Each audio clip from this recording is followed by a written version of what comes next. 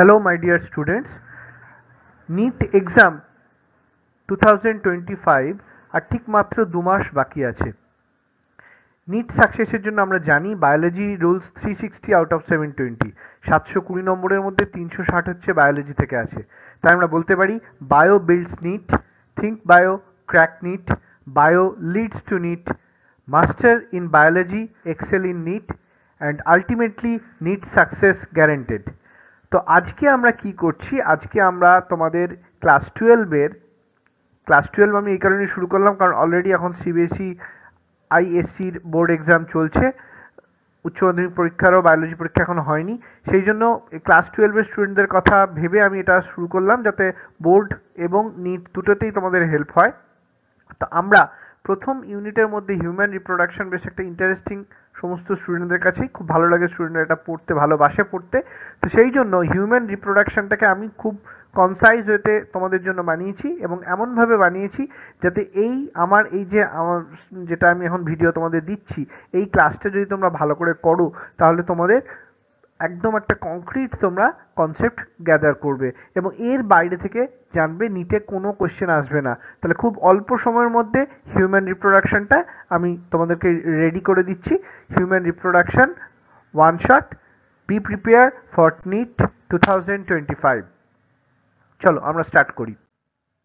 তাহলে দেখো, reproductive system হিউম্যানের ক্ষেত্রে আমরা জানি হিউম্যানের ক্ষেত্রে সেক্সুয়াল রিপ্রোডাকশন দেখা যায়। সেক্সুয়াল রিপ্রোডাকশন মানে কি? It is a type of biparental reproduction. Biparental মানে কি? একটা মেল থাকবে যারা স্পার্ম তৈরি করবে আর ফিমেলরা ওভাম তৈরি করবে।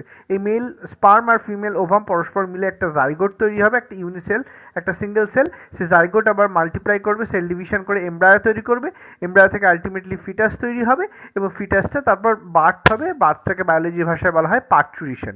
তাহলে স্টেপগুলো পরপর কি কি? গ্যামেটোজেনেসিস, গ্যামেটোজেনেসিস মানে স্পার্ম বা ওভাম প্রোডাকশন, তারপর সেটা ইনসেমিনেশন হবে, সেই গ্যামেটটা বাইরে বেরিয়ে আসবে, তারপর সেটা মানে মিক্সচার হবে স্পার্ম গ্যামেট আর মানে মেল গ্যামেট আর ফিমেল গ্যামেটের মধ্যে, স্পার্ম আর ওভামের মধ্যে, যেটাকে আমরা ফার্টিলাইজেশন বলবো।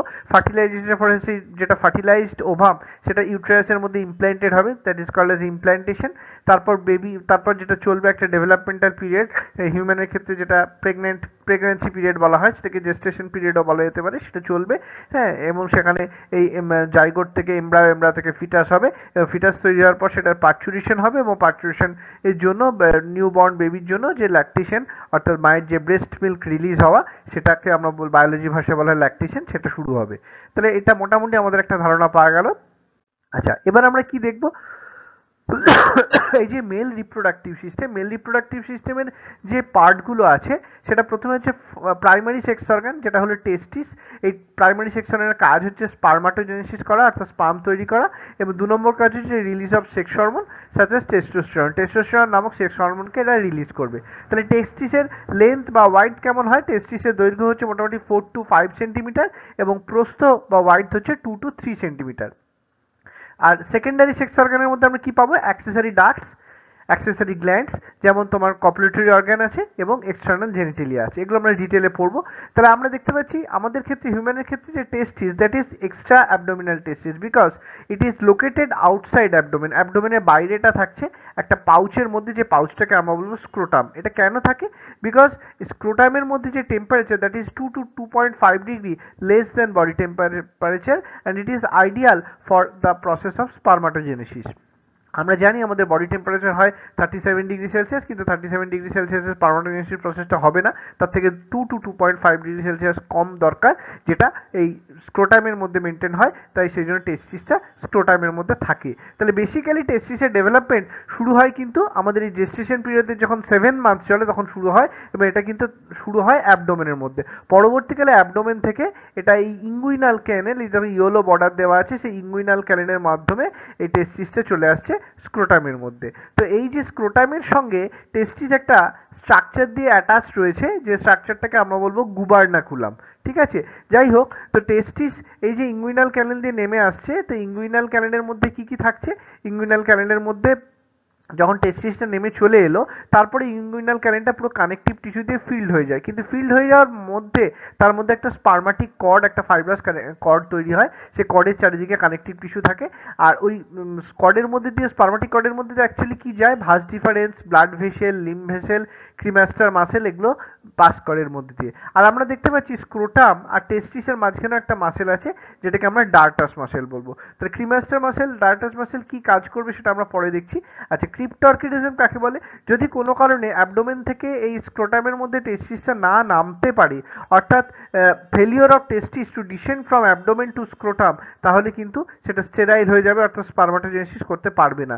হ্যাঁ, তো এই প্রসেসটাকে আমরা বলবো ক্রিপ্টরকিডিজম। তাহলে আমাদের ক্ষেত্রে আমরা দেখতে পেলাম এক্সট্রা অ্যাবডোমিনাল টেস্টিস দেখা যায়, কিন্তু এলিফ্যান্ট বা অন্যান্য অ্যাকোয়াটিক অ্যানিমালস যেমন হুয়েল, ডলফিন, সিল, এদের ক্ষেত্রে ইন্ট্রা অ্যাবডোমিনাল টেস্টিস দেখা যায়। এবং তোমার এই যে আবার অনেকের ক্ষেত্রে দেখা যায় যে সিজনাল ব্রিডার যারা হয়, যেমন ব্যাটের ক্ষেত্রে কি দেখা যায়, যখন রিপ্রোডাকশন করবে বা যখন ব্রিডিং করবে, যেটা ব্রিডিং সিজন, সেই সময় কিন্তু অ্যাবডোমেন থেকে টেস্টিসটা নিচে নেমে আসবে, বা অন্য সময় কিন্তু সেটা আবার ওপরের দিকে উঠে যাবে।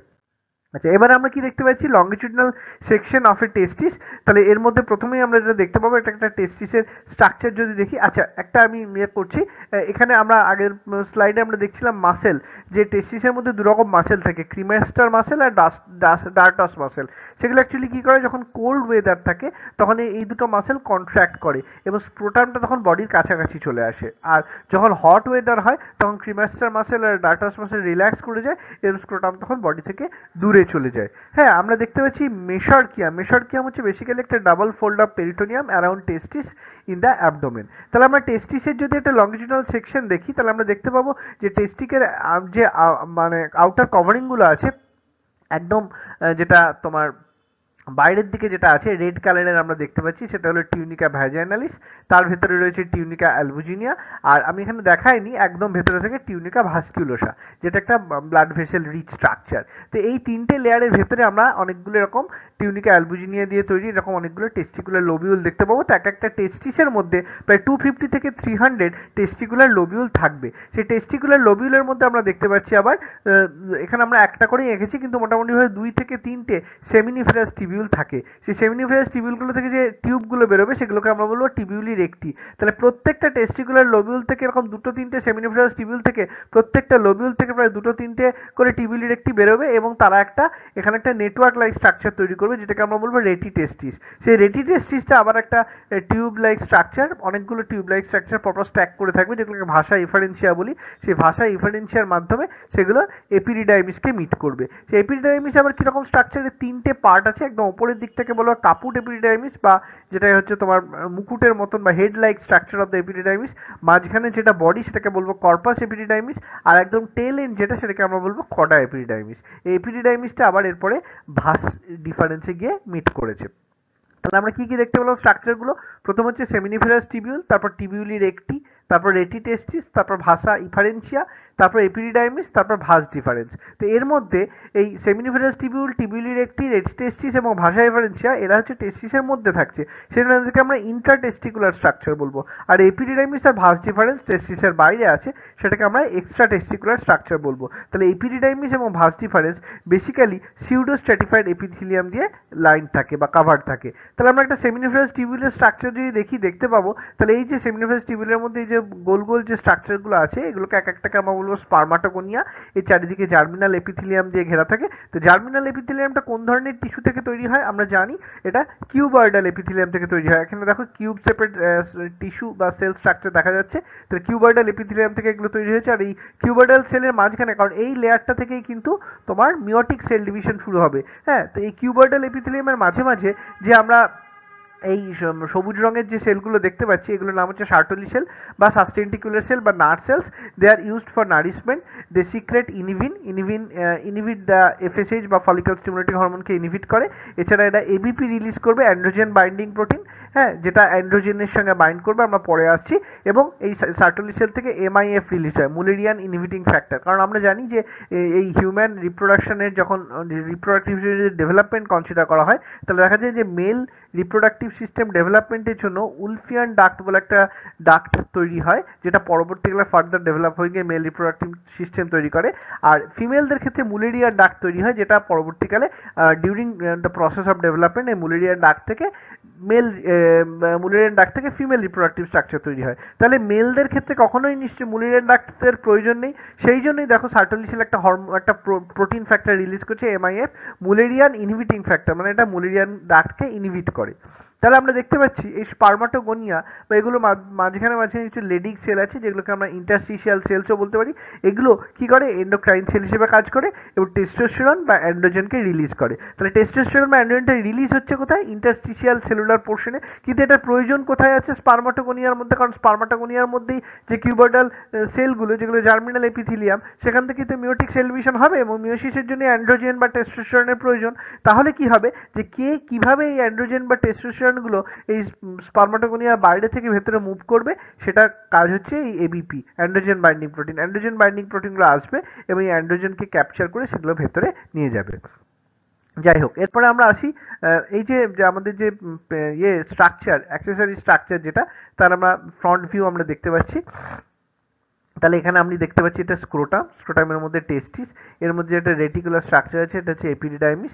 তারপর দেখো এটা উপরের দিকে উঠে গেছে ভাস ডিফারেন্সটা গিয়ে প্রথম যখন একটা গ্ল্যান্ডুলার স্ট্রাকচার, সে একটা নয় অ্যাকচুয়ালি এটা পেয়ার্ড স্ট্রাকচার, 2 লেখা আছে ওই জন্য। হ্যাঁ, তো এই পেয়ার্ড সেমিনাল ভেসিকেলের যেটা সিক্রেশন, তার সঙ্গে যখন এই এটা মিট করবে, আচ্ছা এই ভাস ডিফারেন্সের যেটা একদম এপিক্যাল পোর্শন বা একদম ডগার দিকটা, হ্যাঁ, সেখানে আমরা দেখতে পাচ্ছি একটা ফোলা অংশ আছে, এটাকে অ্যাম্পুলা বলবো। সেই অ্যাম্পুলা অংশে সেমিনাল ভেসিকেলটা মিট করেছে। যখনই সেমিনাল ভেসিকেল সেমিনাল ফ্লুইডটা মিট করবে এই ভাস ডিফারেন্সের সঙ্গে, তখন সেটা নাম হয়ে যাবে, আর ভাস ডিফারেন্স থাকবে না, সেটা নাম হয়ে যাবে ইজাকুলেটরি ডাক্ট। সেই ইজাকুলেটরি ডাক্টের ঠিক নিচেই রয়েছে একটা গ্ল্যান্ড, যেটাকে আমরা প্রস্টেট গ্ল্যান্ড বলবো। প্রস্টেট গ্ল্যান্ডের ফাংশন আমরা ডিটেলে পড়বো। তার ঠিক নিচে, প্রস্টেট গ্ল্যান্ডের আরেকটু নিচে এরকম দুটো গ্রিন কালারের পি শেপেড গ্ল্যান্ড রয়েছে, যেটাকে আমরা বলবো কাউপার্স গ্ল্যান্ড বা বাল্বোইউরেথ্রাল গ্ল্যান্ড। এবং তারপরে তাহলে 3টে গ্ল্যান্ড আমরা পেলাম, 1 পেয়ার সেমিনাল ভেসিকেল, একটা সিঙ্গেল প্রস্টেট গ্ল্যান্ড, আর 2টো হচ্ছে কাউপার্স গ্ল্যান্ড বা বাল্বোইউরেথ্রাল গ্ল্যান্ড। আচ্ছা, তো এর বেসিসে এই যে ইউরেথ্রা, হ্যাঁ, তো এটাকে তো বেসিক্যালি ইউরিনোজেনিটাল ডাক্টও বলা হয়। এটা পেনিস আমরা দেখতে পাচ্ছি। ইউরিনোজেনিটাল ডাক্ট মানে এর মধ্যে দিয়ে ইউরিন এবং সেক্স সেলস বা গ্যামেট বোথ আর রিলিজড, সেই জন্য ইউরিনোজেনিটাল ডাক্ট বলা হয়, বা এটাকে আমরা ইউরেথ্রাও বলতে পারি। তো ইউরেথ্রার ক্ষেত্রে এই যে ওপরের যে পোর্শনটা, যেখানটাতে প্রস্টেট আছে, সেই যেটাকে বলা হয় প্রস্টেটিক ইউরেথ্রা। তারপরে যেখানটাতে বাল্বোইউরেথ্রাল গ্ল্যান্ড বা কাউপার্স গ্ল্যান্ড আছে, এটা খুব ছোট জায়গা, যেটাকে বলা হয় মেমব্রেনাস ইউরেথ্রা। এবং তারপরে বাল্বোইউরেথ্রাল গ্ল্যান্ডের ঠিক নিচ থেকেই একদম পেনিসের টিপ অবধি জায়গাটাকে বলা হয় পেনাইল ইউরেথ্রা। তাহলে ইউরিনোজেনিটাল অরিফিস, এই ইউরিনের একদম ডগায় রয়েছে ইউরিনিটাল অরিফিস বা ইউরিনিটাল মিটাসও বলা হয়, একটা অ্যাপারচার লাইক স্ট্রাকচার। এবার আমরা আসছি অ্যাক্সেসরি গ্ল্যান্ড। কি কি মেল রিপ্রোডাক্টিভ সিস্টেমের মধ্যে কি কি অ্যাক্সেসরি গ্ল্যান্ড আছে,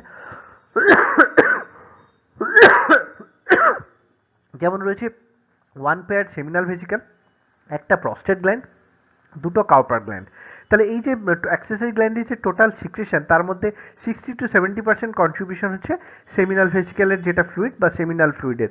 এর কাজ হচ্ছে মেনলি নারিশমেন্ট, যেটা এর মধ্যে থেকে তোমার এল ফ্রুক্টোজ বেরোয়, হ্যাঁ, আয়োনোসিটল সিক্রেট হয়, ফাইব্রিনোজেন যেটা একটা ক্লটিং প্রপার্টি আছে, ক্লটিং প্রোটিন হিসেবে কাজ করে। এছাড়া প্রস্টাগ্ল্যান্ডিন সিক্রেট হয়। প্রস্টেট গ্ল্যান্ড সংখ্যায় একটা আছে, যেটা ইউরিনারি ব্লাডারের একদম বেসে থাকছে। এর কন্ট্রিবিউশন হচ্ছে 20 to 30%। এর যে সিক্রেশন সেটা হচ্ছে অ্যালকালাইন হয়, এবং বেসিক্যালি আমরা জানি ইউরিনটা হচ্ছে অ্যাসিডিক। তাহলে ইউরিন অ্যাসিডিক যদি হয়, তাহলে আমরা দেখতে পাচ্ছি যে তার সঙ্গে অ্যালকালাইন প্রস্টেট গ্ল্যান্ডের যে সিক্রেশন সেটা অ্যালকালাইন হওয়ার এটাই সুবিধে যে it neutralises the acidity of urine within the urethra. এছাড়া আমরা দেখবো প্রস্টেট গ্ল্যান্ড থেকে ক্যালসিয়াম 2+, ফাইব্রিনোলাইসিন প্রোটিন এগুলো রিলিজড হয়। আচ্ছা, এবার আমরা আসছি কাউপার্স গ্ল্যান্ড, যেটা একটা পি সাইজড গ্ল্যান্ড, 2টো থাকে সংখ্যায়। এর সিক্রেশনটাও অ্যালকালাইন সিক্রেশন এবং এটা লুব্রিকেশনে হেল্প করে। তাহলে এই যে 3টে গ্ল্যান্ডে, সেমিনাল ভেসিকেল, প্রস্টেট গ্ল্যান্ড এবং কাউপার্স গ্ল্যান্ড, 3টে গ্ল্যান্ডের যে সিক্রেশন, সেটাকে একত্রে আমরা বলবো সেমিনাল প্লাজমা। এবার আমরা আসছি সিমেন। সিমেনের মধ্যে কি আছে, তাহলে স্পার্মস রয়েছে আর সিক্রেশন অফ দিস 3 গ্ল্যান্ড বা সেমিনাল প্লাজমা রয়েছে। তাহলে সিমেনের যে সিক্রেশন পার ইজাকুলেশনে, এই সিক্রেশনটা হচ্ছে 2.5 ml থেকে 3 ml অবধি হতে পারে, এবং যার মধ্যে প্রায় 300 মিলিয়ন স্পার্ম থাকে। তাহলে অ্যাপ্রক্সিমেটলি আমরা বলতে পারি যে 3 ml এর মধ্যে যদি 300 মিলিয়ন স্পার্ম আছে, তাহলে 1 ml সিমেনের মধ্যে মোটামুটি 100 মিলিয়ন স্পার্ম থাকছে। কিন্তু এই সংখ্যাটা যদি কোনো কারণে 20 মিলিয়ন পার ml বা লেস দ্যান 20 মিলিয়ন হয়ে যায়, হ্যাঁ, ml এর মধ্যে, তখন সেটাকে আমরা বলবো অলিগোস্পার্মিয়া, অর্থাৎ লো স্পার্ম কাউন্ট। এরপর আমরা আসছি পেনিস, যেটা একটা কপুলেটরি অর্গান বা এক্সটার্নাল জেনিটেলিয়া হিসেবে কাজ করে। তাহলে পেনিসের যদি আমরা একটা ডরসাল স্ট্রাকচার আর ভেন্ট্রাল দিক দেখি, তাহলে আমরা দেখতে পাবো ডরসাল দিকে রয়েছে এরকম দুটো স্ট্রাকচার, যেটাকে কর্পাস ক্যাভার্নোসা বলা হয়, আর ভেন্ট্রাল দিকে রয়েছে একটা স্ট্রাকচার যেটাকে কর্পাস স্পঞ্জিওসাম বলা হয়। এটা একটা স্পঞ্জি স্ট্রাকচার, এবং এর ঠিক মাঝখানেই রয়েছে ইউরেথ্রা। আর পেনিসের একদম টিপ যেটা, সেটা এনলার্জড হয় এবং তৈরি করে গ্ল্যান্স পেনিস, এবং সেখানে একটা রিট্রাক্টাইল ফোল্ড অফ স্কিন আছে, যেটাকে ফোর স্কিন বা প্রিপিউস বলা হয়। এই প্রিপিউসের মধ্যে একটা ধরনের গ্ল্যান্ড দেখতে পাওয়া যায়, যেটাকে প্রিপিউজিয়াল গ্ল্যান্ড বা গ্ল্যান্ড অফ টাংস্টেন বলা হয়, বা এর যে সিক্রেশন সেটাকে বলা হয় স্ম্যাগমা। আচ্ছা, যখন অনেক সময় অনেক রিলিজিয়াস ট্র্যাডিশন আছে যে এই যে ফোর স্কিন যেটা পেনিসের বা প্রিপিউস যেটা, সেটাকে কেটে বাদ দিয়ে দেওয়া হয়, সেটাকে বলা হয় সার্কামসিশন করা, হ্যাঁ, মানে surgical removal of the foreskin. আর কাস্ট্রেশনে কাকে বলবো আমরা? Surgical removal of the testis, যেটা কয়ার বয়সের ক্ষেত্রে দেখতে পাওয়া যায়। এরপর আমরা আসছি female reproductive system. Female reproductive সিস্টেমটা রয়েছে বেসিক্যালি ফিমেলের পেলভিক রিজিয়নে। এর ফাংশন হচ্ছে ovulation, sperm receive, fertilisation, implantation, pregnancy, foetus birth, আর চাইল্ড কেয়ার এবং হরমোন সিক্রেশন। তাহলে এই হিউম্যান রিপ্রোডাক্টিভ সিস্টেমকে আমরা বেসিক্যালি দুটো ভাগে ভাগ করতে পারি, প্রাইমারি সেক্স অর্গান আর একটা হচ্ছে secondary sex organ. Primary sex অর্গানের মধ্যে আমরা কি দেখতে পাচ্ছি? পেয়ার ওভারি রয়েছে। এই পেয়ার ওভারির কাজ হচ্ছে মেনলি দুটো, একটা হচ্ছে উজেনেসিস করা মানে ওভাম তৈরি করা, একটা স্টেরয়েড হরমোন তৈরি করা। স্টেরয়েড হরমোন দুরকম হতে পারে, ইস্ট্রোজেন আর প্রোজেস্টেরন। আর সেকেন্ডারি সেক্স অর্গানের মধ্যে আমরা দেখতে পাচ্ছি female accessory duct, accessory gland এবং এক্সটার্নাল জেনিটেলিয়া আছে। তাহলে ফিমেল অ্যাক্সেসরি ডাক্টের মধ্যে রয়েছে ওভিডাক্ট এবং ফ্যালোপিয়ান টিউব, এছাড়া রয়েছে ইউটেরাস আর ভ্যাজাইনা। অ্যাক্সেসরি গ্ল্যান্ডের মধ্যে রয়েছে বার্থোলি গ্ল্যান্ড আর ম্যামারি গ্ল্যান্ড। এছাড়া এক্সটার্নাল জেনিটেলিয়ার মধ্যে আমরা ভালভা দেখতে পাই। এবার আমরা ফিমেল রিপ্রোডাক্টিভ সিস্টেমের যে তাতে আসছি। ফিমেল রিপ্রোডাক্টিভ সিস্টেমটা শুরু হয়েছে বেসিক্যালি একটা ওভারি নিয়ে। সেই ওভারিটার ঠিক পরেই যে পার্টটা রয়েছে সেটাকে আমরা বলবো ফ্যালোপিয়ান টিউব বা ওভিডাক্ট। সেই ওভিডাক্টের আবার তিনটে পার্ট, যেটা ওভারির সঙ্গে অ্যাসোসিয়েটেড থাকছে কিছুটা, মানে কিছুটা কানেক্টেড থাকছে। মানে ওভারি থেকে যখন ওভিউলেশন হয় তখন ওভামটাকে ক্যাপচার করবে যে স্ট্রাকচারটা, সেটাকে আমরা বলবো ফিমব্রি। তাহলে ফিমব্রি হচ্ছে একদম apical part of the fallopian tube আর ওভিডাক্ট। তারপরে যে টার্নিংটা, সেই জায়গাটা একটা ঘোড়ার মতন, একটা ফোলা মতন অংশ, সেই জায়গাটাকে আমরা বলবো ampulla, which is the site of fertilisation. এবং অ্যাম্পুলার পরের অংশটাকে আমরা বলছি ইসমাস। ইসমাসের পরে যেটা আমরা দেখতে পাচ্ছি ইউটেরাস, সেই ইউটেরাসের মধ্যে একদম ওপরের অংশটাকে আমরা, ইউটেরাসের আরেকটা নাম হচ্ছে হিস্টেরা বা ওম আমরা বলতে পারি। তো ইউটেরাসের ওপরের দিকটাকে বলা হয় ফান্ডাস। ফান্ডাসের নিচটাকে বা বডিটাকে বলা হয় কর্পাস, এবং একদম নিচের দিকটাকে বলা হয় ভ্যাজাইনা। সরি, নিচের দিকটা বলা হয় সার্ভিক্স, বা যেটা হচ্ছে নেক অফ দ্য ইউটেরাস। আচ্ছা, আর তারও নিচে থাকছে ভ্যাজাইনা। হ্যাঁ, তো এখানে একটা স্ট্রাকচার দেখানো হচ্ছে কিভাবে হয়, অস্ট্রিয়াম দেখিয়েছে। আচ্ছা, এরপর আমরা কি আসছি? ওভারি। ওভারিটা বেসিক্যালি একটা আমন্ড শেপড, আমন্ড নাটের মতন হয়, এবং ওভারির ক্ষেত্রে আমরা দেখতে পাচ্ছি একদম বাইরের দিকে রয়েছে ওভারিয়ান কর্টেক্স, ভেতরের দিকে রয়েছে ওভারিয়ান মেডুলা। ওভারিটা কানেক্টেড থাকে পেলভিসের সঙ্গে লিগামেন্ট দিয়ে। এর লেন্থ মোটামুটি হয় 2 to 4 centimetre. It is covered by epithelium. এই স্ট্রোমার ভেতরে কি আছে? আউটার বাইরে রয়েছে কর্টেক্স আর ইনারে রয়েছে মেডুলা। তাহলে এই যে কর্টেক্স রিজিয়নে আমরা কিছু দেখতে পাচ্ছি, ফলিক্যাল দেখতে পাবো, ডেভেলপিং ফলিক্যাল বা ম্যাচুরিং ফলিক্যাল, যেমন primary follicle, secondary follicle, tertiary follicle দেখতে পাবো। টার্সিয়ারি ফলিক্যাল থেকে তৈরি হবে ম্যাচিওর গ্রাফিয়ান ফলিক্যাল, সেটার ওভুলেশন হয়ে যাবে। ওভুলেশনের পরে হওয়ার পর সেটা হলুদ রঙের হয়ে যাবে due to deposition of lutein protein within it, সেটাকে আমরা বলবো কর্পাস লিউটিয়াম। তারপর আস্তে আস্তে সেটাও ডিজেনারেট করে যাবে, দিয়ে তোমার একটা সাদা হোয়াইট টিস্যু কন্টেনিং স্ট্রাকচার তৈরি হবে, যেটাকে আমরা বলবো কর্পাস অ্যালবিকান্স। তাহলে আমরা দেখতে পাচ্ছি যে ওভারির কর্টেক্স এবং মেডুলা, এবং একদম বাইরের দিকে রয়েছে জার্মিনাল এপিথেলিয়াম। ঠিক আছে, এরপরে আমরা আসছি ইউটেরাস বা হিস্টেরা বা ওম, যেটা একটা ইনভার্টেড পিয়ার শেপেড স্ট্রাকচার। হ্যাঁ, তো এর মধ্যে আমরা কি দেখতে পাচ্ছি? এর বাইরের দিকে লেয়ারটাকে বলবো আমরা পেরিমেট্রিয়াম, যেটা একটা থিন বা মেমব্রেনাস স্ট্রাকচার। ভেতরে যে গ্রিন পার্ট, সেটাকে আমরা বলবো মায়োমেট্রিয়াম, যেটা একটা স্মুথ মাসেল এবং সিঙ্গেল ইউনিট স্ট্রাকচার। এবং আরও ভেতরের দিকে, মায়োমেট্রিয়াম ভেতরের দিকে রয়েছে ইনারমোস্ট লেয়ার, যেটাকে আমরা এন্ডোমেট্রিয়াম বলবো। It is vascular, it is glandular, it breaks during menstruation, it is the site of implantation. তাহলে আমরা কি দেখতে পেলাম? যে ফ্যালোপিয়ান টিউব বা ওভিডাক্ট, যেটা হচ্ছে 10 to 12 সেন্টিমিটার লম্বা, তার মধ্যে রয়েছে infundibulum, it receives ওভা from the ovary. তারপর রয়েছে অ্যাম্পুলা, যেটা একটা ওয়াইড পোর্শন, আর লাস্ট পোর্শনটাকে আমরা ইসমাস বলবো বা ন্যারো বলবো, ইট জয়েন্টস উইথ দ্য ইউটেরাস। তাহলে এটা আমাদের বোঝা গেল। আচ্ছা, এরপরে আমরা আসছি সার্ভাইকাল ক্যানেল এবং ভ্যাজাইনাল ক্যানেল দুটো মিলিয়ে তৈরি হবে বার্থ ক্যানেল। তাহলে আমরা কি দেখতে পাচ্ছি, ভ্যাজাইনাল ক্যানেল বা কপুলেটরি ক্যানেল আমরা বলতে পারি। Vagina is lined by the hymen, তার প্রেজেন্স আর absence is not reliable, indicatory of virginity. এই হাইমেনের প্রেজেন্স বা অ্যাবসেন্টটাই হচ্ছে তোমার ভার্জিন আছে নাকি নেই তার ইন্ডিকেশন। এটা কোন কোন কারণে হাইমেন ব্রেক করতে পারে?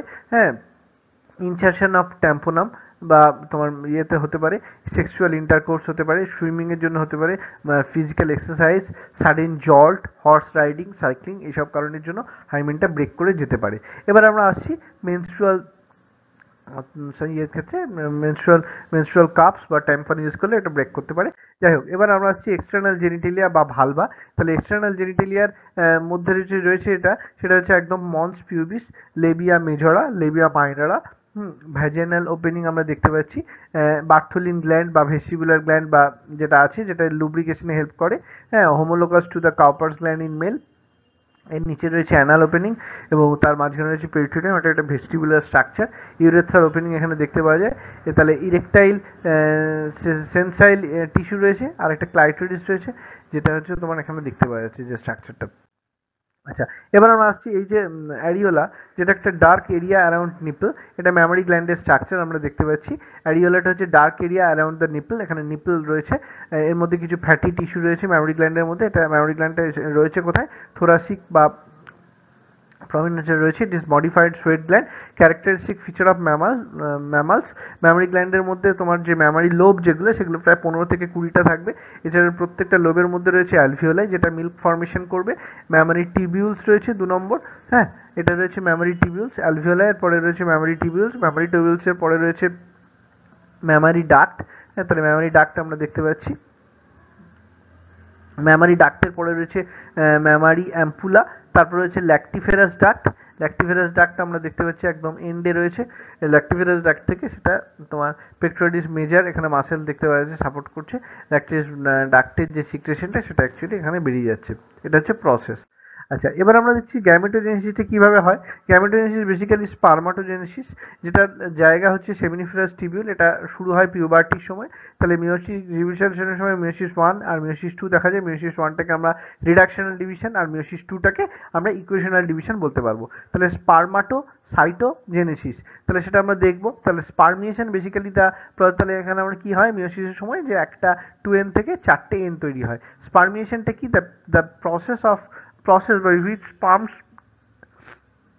Head leaves Sertoli cell. তাহলে স্পারমিয়েশন হচ্ছে স্পার্ম হেডটা যখন সার্টলি সেলকে লিভ করে তখন থেকে আমরা স্পারমিয়েশন বলবো। তাহলে স্পারমাটোসাইটোজেনেসিস আর স্পারমিওজেনেসিস, তাহলে আমরা কাকে বলবো? এই যে স্পারমাটোজেনেসিস যে প্রসেসটা, তাহলে সেখানে প্রথমে একটা 2n 46 ক্রোমোসোম কন্টেনিং সেল থেকে সেটা তোমার যখন ইয়ে করবে, জার্ম সেল তৈরি করবে, মাইটোসিস হবে, প্রাইমারি স্পারমাটোসাইট তৈরি করবে।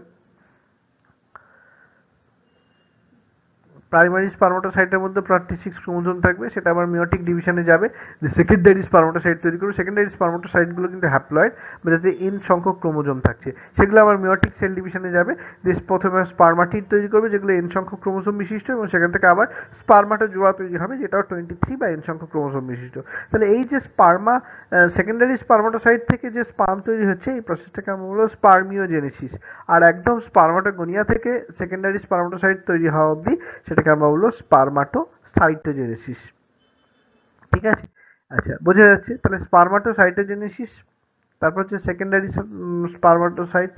হ্যাঁ, আচ্ছা, how many meiotic division to form 100 sperms? তাহলে ফার্স্ট একটা মিওটিক ডিভিশনে 4টে স্পার্ম তৈরি হয়, তাহলে আমরা দেখতে পাচ্ছি 25 মিওটিক ডিভিশনে 100 স্পার্ম তৈরি হবে। তাহলে sperms per 3 gland and secretary secretion, সেটা মিলিয়ে তৈরি হবে semen. For normal fertility 60% sperms normal shape and size, 40% স্পার্মের ক্ষেত্রে দেখা যায় শো ফিগারাস মোটিলিটি। তাহলে আমরা এখানে দেখতে পাচ্ছি যে স্পার্মের যে স্ট্রাকচার, এর একদম উপরের দিকে রয়েছে অ্যাক্রোজোম, যার মধ্যে থেকে স্পার্ম লাইসিন বেরোয়। এটা হচ্ছে মডিফাইড গলগি অ্যাপারেটাস আমরা বলতে পারি, এবং হেড রিজিয়নের মধ্যে রয়েছে নিউক্লিয়ার মেটেরিয়াল, যার মধ্যে 23 নাম্বার অফ ক্রোমোসোম বা এন সংখ্যক ক্রোমোসোম থাকছে। তার নিচের দিকে রয়েছে প্রক্সিমাল সেন্ট্রিওল, যেটা ক্লিভেজে পার্টিসিপেট করে। তার নিচে রয়েছে ডিস্টাল সেন্ট্রিওল। হ্যাঁ, তারপর তার নিচে দেখতে পাচ্ছি মিডল পিসের মধ্যে যে মিডল মাইটোকন্ড্রিয়া স্পাইরালি হয়েছে। ঠিক আছে, তাহলে আমরা কি দেখতে পেলাম? স্পার্মের হেড, নেক, মিডল টেল আর টেল, এই তিনটে স্ট্রাকচার আছে। এবার আমরা দেখতে পাচ্ছি hormonal control of the mail reproductive system. তাহলে এটা হাইপোথ্যালামাস থেকে জিএনআরএইচ রিলিজ করে, জিএনআরএইচ থেকে অ্যান্টিপিটিউটারি রিলিজ হয়। সেই অ্যান্টিপিটিউটারি দুরকমভাবে কাজ করে, একটা এফএসএইচ আর একটা এলএইচ। এফএসএইচ হচ্ছে ফলিকল স্টিমুলেটিং হরমোন, এটা সার্টোলি সেলের ক্ষেত্রে দেখতে পাওয়া যায়। আর একটা হচ্ছে লেডিক সেল, বা এলএইচ হচ্ছে তোমার লেডিক হরমোন, বা আইসিসি হচ্ছে ইন্টারস্টিশিয়াল সেল স্টিমুলেটিং হরমোন। তাহলে লিউটিনাইজিং হরমোন বলতে পারি এলএইচকে আমরা, যেটা লেডিক সেল বা ইন্টারস্টিশিয়াল সেল থেকে সিক্রেট হয়। এবং এটা যে লেডিক সেল বা ইন্টারস্টিশিয়াল সেল কি করে? একটা অ্যান্ড্রোজেন বা টেস্টোস্টেরনকে দেখিয়ে দেয়, মানে সে রিলিজ হয়। আচ্ছা, এবার আমরা আসছি উজেনেসিস। উজেনেসিসের আরেকটা নাম হচ্ছে ফলিকিউলোজেনেসিস, যেখানে আমরা দেখতে পাচ্ছি থিকা সেল রয়েছে এবং গ্রানুলোসার সেল রয়েছে, যেখানে প্রাইমারি 1 ডিগ্রি ফলিকল দেখা যাচ্ছে। যখন এটা ম্যাচিওর করবে, বাইরের দিকে থিকা সেলটা থিকা এক্সটার্না, যেটা একটা ফাইব্রাস লেয়ার, এবং ভেতরের দিকে থাকবে থিকা ইন্টারনা, যেটা একটা সেলুলার লেয়ার। হ্যাঁ, এবং এটা আস্তে আস্তে বড় করতে থাকবে। প্রাইমারি ফলিকলটা বড় হবে, তার মধ্যে ফ্লুইড আসবে, যেটাকে আমরা লিকার ফলিকুলি বা অ্যান্ট্রাম ফলিকুলি বলবো। যেটা এছাড়া আমরা সেকেন্ডারি উসাইট আমরা দেখতে পাচ্ছি। হ্যাঁ, কিউমুলাস উফোরাস আছে। এটা হচ্ছে 3rd ডিগ্রি ফলিকল। তাহলে এটা কখন শুরু হবে? এই ফলিকুলোজেনেসিসটা জাস্ট বিফোর বার্থ। যে বিফোর বার্থের ক্ষেত্রে তাহলে উগোনিয়া, যেটা 2n বা 46 ক্রোমোসোম বিশিষ্ট, সেটা মাইটোসিস সেল ডিভিশনে পার্টিসিপেট করে প্রাইমারি উসাইট তৈরি করবে, যেটা হচ্ছে তোমার 2n এবং 46। তবে মিওসিস 1টা এখানে সাসপেন্ডেড হয়ে যায় at the fallopian, at the prophase 1-এর ডিপ্লোটিন স্টেজে। এরপর চাইল্ডহুড যাবে, এবং পিউবার্টির সময় কী হবে? Number of follicle before birth হচ্ছে 6 lakhs, আফটার বার্থ সেটা হয়ে যায় 1.5 lakh, এবং পিউবার্টির সময় সেটা হয়ে যায় 60,000 থেকে 80,000। যাই হোক, তাহলে আমরা দেখতে পাচ্ছি যে এই যে তোমার সেকেন্ড পোলার বডি তৈরি হবে, বা ওভাম বা উটিট বা এগ, এগুলো তৈরি হতে পারে। তাহলে এগুলো তোমার এই যে নাম্বারটা কমে যাচ্ছে, হ্যাঁ, যে তোমার প্রথমে ছিল 6 লাখ, তারপর 1.5 লাখ, তারপর ম্যাক্সিমাম 80,000। এটা কি কেন কমছে? Due to follicular atresia. আচ্ছা, এবার আমরা আসছি যে প্রাইমারি উসাইট থেকে একটা ওভা তৈরি হলো, সেকেন্ডারি উসাইট একটা ওভা তৈরি করলো, number of meiotic divisions to form 100 ova, 100 ডিভিশনের দরকার হবে। তাহলে স্পার্মাটোজেনেসিস আর উজেনেসিস। স্পার্মাটোজেনেসিস হচ্ছে একটা continuous process, same size of all daughter sell.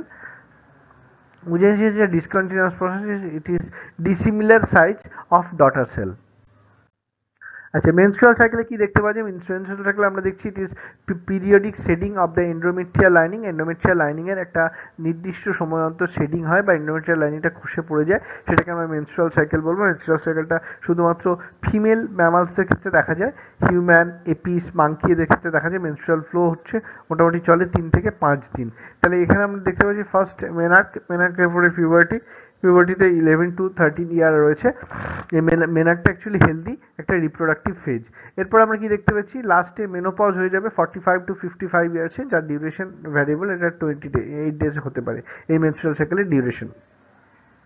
তাহলে এবার আমরা কি দেখছি? মেনস্ট্রুয়েশনের ক্ষেত্রে আমরা দেখতে পাচ্ছি ইউটেরাস বা ওভারির মধ্যে কিছু কিছু চেঞ্জ হয়েছে। সেই চেঞ্জগুলো আমরা দেখবো। ওভারির মধ্যে primary follicle, secondary follicle, 3rd degree follicle বা টার্সিয়ারি ফলিকল তৈরি হয়েছে। সেখান থেকে ওভিলেশন হয়েছে। ওভিলেশন হওয়ার পর সেই এটা কর্পাস লিউটিয়াম এবং কর্পাস অ্যালবিকাস তৈরি করেছি। ঠিক আছে, তাহলে আমরা কি দেখতে পাচ্ছি? যে এটা হলো ওভারি। ওভারি এরপর ইউটেরাসের মধ্যে আমরা দেখতে পাচ্ছি এটা মেনস্ট্রুয়াল ফেজ থাকবে, যে সময়টা ব্লিডিং হবে 1 থেকে 5 দিনের মতন।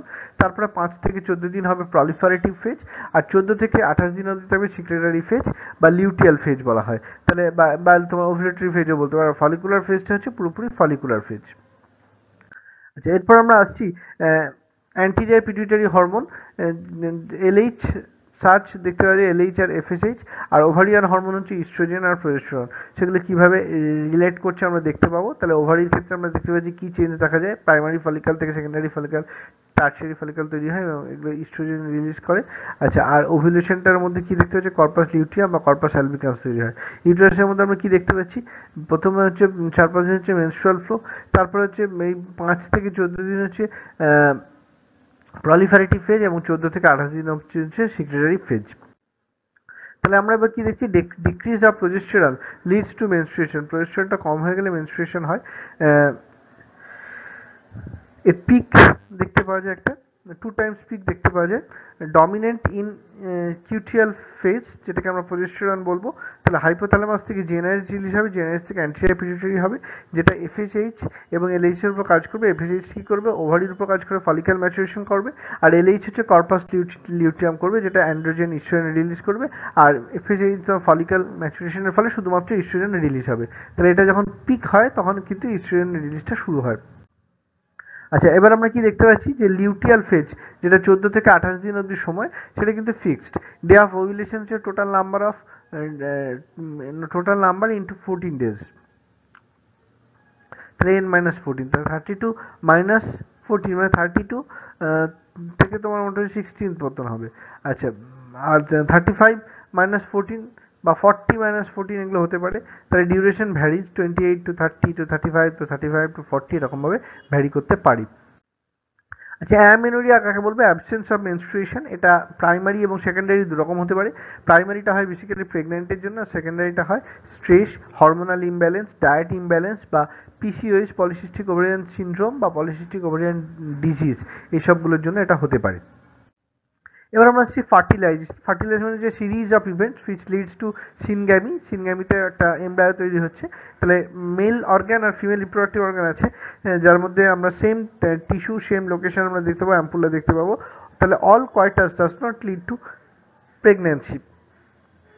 গ্যামেটোজেনেসিসের ফলে কি হবে? গ্যামেটোজেনেসিসের পরে ইনসেমিনেশন হবে, তারপর স্পার্মটা যাবে কপুলেটরি ক্যানেলের মধ্যে 4 to 5 আওয়ার হিউম্যান ইউটেরাস, এবং সেটা তৈরি করবে ক্যাপাসিটেশন দিয়ে অ্যাক্টিভেশন অফ স্পার্ম তৈরি হবে। It is attracted towards egg, যেটাকে আমরা বলবো স্পার্ম অ্যাম্পুলা। তাহলে এটা স্পেসিফিক একটা স্ট্রাকচার। তাহলে আমরা দেখতে পাচ্ছি পলিস্পার্মি, ইট শুড বি অ্যাভয়েডেড। হ্যাঁ, তার জন্য আমরা কি দেখতে পাচ্ছি যে এর চারদিকে জোনা পেলুসিটা রয়েছে, যেটা এক্সেল গ্লাইকোপ্রোটিন দিয়ে তৈরি। আচ্ছা, এর মধ্যে রয়েছে আমরা যখন এটা কপুলেশন করবে, এই পেনিসের একদম স্পার্ম হেডে রয়েছে অ্যাক্টোসোম বা স্পার্ম লাইসিন, যে হায়ালুরোনিডেজ এনজাইম, যেখান থেকে অ্যাক্টোসোম থেকে হায়ালুরোনিডেজ, সিপিই মানে করোনা পেনিট্রেটিং এনজাইম এবং জোনা লাইসিন, এগুলো রিলিজ করবে এবং sperm head touch the PMN, তোমার পিএম মানে plasma membrane of secondary oocyte. Meiosis 2 completed, meiosis 2টা কমপ্লিট হয়েছে এবং মেটাফেজ পিরিয়ডিক কমপ্লেক্স শুরু হয়ে গেছে। তারপরে দেখা যাচ্ছে অ্যানাফেজ প্রোমোটিং কমপ্লেক্সটা অন থাকছে এদের ক্ষেত্রে। তারপর এরপর আমরা কি দেখতে পাচ্ছি? আচ্ছা, এখানে আমরা দেখতে পাচ্ছি সিনগ্যামি। সিনগ্যামিতে কি হবে? স্পার্ম আর ওভাম ফিউজ করে একটা জাইগোট তৈরি করবে, ডিপ্লয়েড কন্ডিশনটা রিস্টোর হবে, সেক্স অফ দ্য চাইল্ডটা এটা ডিটারমিন করবে যে কীরকম এক্স ক্রোমোসোম না ওয়াই ক্রোমোসোম। যদি 44 প্লাস এক্স ওয়াই হয়, তাহলে 22 প্লাস এক্স আর 22 প্লাস ওয়াই দু রকমের গ্যামেট তৈরি হবে। কিন্তু যদি ফিমেলদের ক্ষেত্রে 46 মানে হচ্ছে 44 প্লাস এক্স এক্স, মানে সেখানে 22 প্লাস এক্স এক রকমের গ্যামেট তৈরি হবে। তো যদি এক্স এর সঙ্গে ওয়াই মিট করে তাহলে মেল চাইল্ড তৈরি হবে, আর যদি এক্স এক্স মিট করে তাহলে ফিমেল চাইল্ড তৈরি হবে। আচ্ছা, এবার আমরা দেখতে পাচ্ছি যে জাইগোট। হ্যাঁ, জাইগোট দিকে তোমার বাইরের দিকে তোমার একটা লেয়ার আছে, যেটা মাইটোটিক ডিভিশন করবে। এটা একটা 2n জোনা পেলিসিটা লেয়ার। হ্যাঁ, তো এটা প্রায় 30 ঘন্টা মাইটোটিক ক্লিভেজে যাবে, স্লো অ্যাক্টিনাস বা হলোপ্লাস্টিক ডিভিশন দিয়ে একটা ব্লাস্টোমিয়া তৈরি হবে। হ্যাঁ, 8 থেকে 16টা স্টেজ থাকবে সেই ব্লাস্টোমিয়ার মধ্যে, সেটাকে আমরা মরুলা বলবো। তারপর সেই মরুলাটার মধ্যে কি হবে? একটা ব্লাস্টোসিল ক্যাভিটি তৈরি হবে, ইনার সেল মাস বলতে পারো। ইনার সেল মাস দেখতে পাচ্ছি, এটা kind of embryonic cell, membrane disc বলা হয়। এই ব্লাস্টোসিল ক্যাভিটি যেটা, সেটা এমব্রায়োতে কাজে লাগছে। এটাকে ব্লাস্টুলা বা ব্লাস্টোসিস্ট স্টেজ বলবো আমরা। তাহলে ব্লাস্টুলা থেকে তৈরি হবে আবার গ্যাস্ট্রুলা, গ্যাস্ট্রুলেশনে হবে, মরফোজেনেটিক মুভমেন্ট দেখা যাবে এবং তোমার এমব্রায়োনিক জার্ম লেয়ার্সগুলো তৈরি হবে। তাহলে জোনা হল্টেনিং, হ্যাঁ, এটা তোমার মনোজাইগোটিক টুইন্সের ক্ষেত্রে এটা দেখতে পাওয়া যাবে। Implantation is basically the attachment of blastocyst to endometrium. হ্যাঁ, যে তোমার ডেসিডুয়াল লেয়ারে হয়, এটা 7 days আফটার ফার্টিলাইজেশন, 7 দিনের পরে এটা হয়। ফিমেল এটা প্রেগনেন্ট হয়ে যায়। ট্রোফোব্লাস্ট ক্ষেত্রে দেখতে পাচ্ছি এইচসিজি হিউম্যান কোরিওনিক গনোসোমিন রিলিজ করবে। হ্যাঁ, তারপর হচ্ছে গ্র্যাভিডেক্স টেস্টের ক্ষেত্রে ইউরিন বা ব্লাড টেস্ট করলে এটা দেখা যাবে। আমরা দেখতে পাচ্ছি embryonic germ layer, ectoderm, mesoderm বা এন্ডোডার্ম, তিনটে টিস্যু লেয়ার হতে পারে, গ্যাস্ট্রুলেশনের ফলে এটা তৈরি হয়। এবং এক্সট্রা এমব্রায়োনিক মেমব্রেন যেগুলো তৈরি হয় সেটা হচ্ছে অ্যামনিয়ন, কোরিয়ন, ইয়র্কশাক এবং অ্যালান্টয়েস। তাহলে আমরা দেখতে পাচ্ছি যে এমব্রায়ো যেটা বাইরের লেয়ার এপিব্লাস্ট থেকে ভালো করে আমরা মাইক্রোস্কোপের তলায় দেখলে আমরা এই এক্টোডার্ম, মেসোডার্ম আর এন্ডোডার্ম তিনটে দেখতে পাবো। তাহলে জেস্টেশন পিরিয়ডটা হচ্ছে বেসিক্যালি 9 মান্থের, হ্যাঁ, 280 প্লাস মাইনাস 10 হতে পারে। হ্যাঁ, এখানে আমরা দেখতে পাবো ফার্স্ট ট্রাইমেস্টার হচ্ছে ফার্স্ট, সেকেন্ড, থার্ড মাস, সেকেন্ড ট্রাইমেস্টার হচ্ছে 4, 5, 6 মান্থ, আর থার্ড ট্রাইমেস্টার হচ্ছে 7, 8, 9 মান্থ। হ্যাঁ, তো which is very crucial for organogenesis. এক্ষেত্রে আমরা দেখতে পাচ্ছি নশিয়া দেখা যায়, টেরাটোজেন বা কোনো রকম ডেভেলপমেন্টাল অ্যাবনর্মালিটি হতে পারে। মেডিসিন হচ্ছে তোমার থ্যালিডোমাইড আসতে পারে। আচ্ছা, তোমার এর ক্ষেত্রে আমরা দেখতে পাচ্ছি এই সেকেন্ড ট্রাইমেস্টার আর থার্ড ট্রাইমেস্টারের ক্ষেত্রে প্লাসেন্টা ডেভেলপ করে যায় এবং যেটা তোমার ইস্ট্রোজেন প্রোজেস্টেরন রিলিজ করে। আর ফার্স্ট ট্রাইমেস্টারের ক্ষেত্রে যে ডেভেলপমেন্টের জন্য যে ইস্ট্রোজেন বা প্রোজেস্টেরন প্রয়োজন হয় সেটা ওভারিয়ান ইস্ট্রোজেন বা ওভারিয়ান প্রোজেস্টেরন থেকে পায়। তাহলে মেরোমেলিয়া, এটা তোমার একটা ফুকোমেলিয়া তৈরি হচ্ছে, থ্যালিডোমাইড থেকে এগুলো তৈরি হয়। আচ্ছা, এবার আমরা আসছি প্লাসেন্টা। প্লাসেন্টা হচ্ছে বেসিক্যালি একটা নিউট্রিটিভ টিস্যু যেটা ট্রান্সপোর্ট করে নিউট্রিয়েন্ট বা gases. It removes the waste material. এটা আবার এন্ডোক্রাইন টিস্যু হিসেবে কাজ করে। এটা ইস্ট্রোজেন, প্রোজেস্টেরন প্রেগন্যান্সি পিরিয়ডে রিলিজ করে। এইচসিজি, হিউম্যান কোরিয়নিক গোনাডোট্রপিন বা এইচপিএল, হিউম্যান প্লাসেন্টাল ল্যাক্টোজেন, হ্যাঁ, এগুলো তৈরি হয় যেটা ম্যামারি গ্ল্যান্ড ডেভেলপমেন্টে কাজে লাগে। রিল্যাক্সিন হরমোন যেটা তোমার প্রেগন্যান্ট ওভারি বা তোমার সফটেন পিউবিক সিম্পাইসির জন্য রেসপন্সিবল। প্লাসেন্টা হচ্ছে একটা টেম্পোরারি স্ট্রাকচার। এটা প্লাসেন্টা যে বেরিয়ার থাকে, it does not allow mother and child to mix.